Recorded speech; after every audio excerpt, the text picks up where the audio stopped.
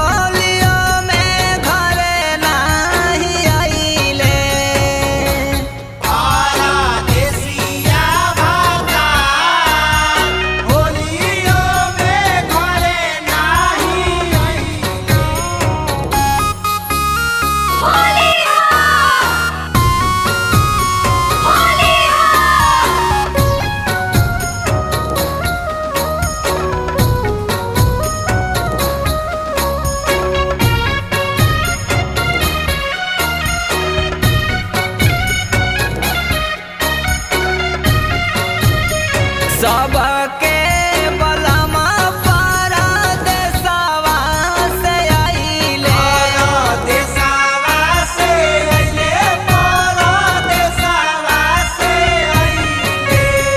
हमारो बलमा कवना सवत पालू भइले, सवत पालो भइले, कवना सवत पालो भइले।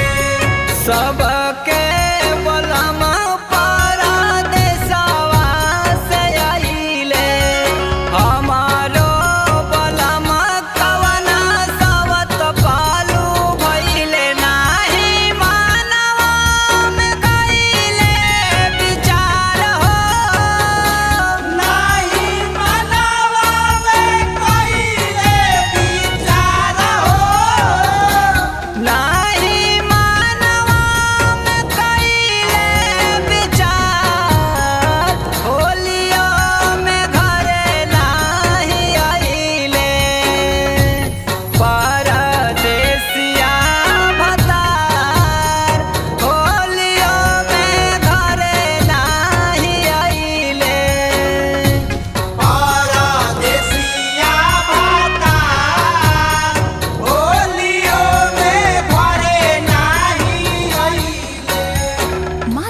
रिकॉर्डिंग स्टूडियो सचिन सूरत।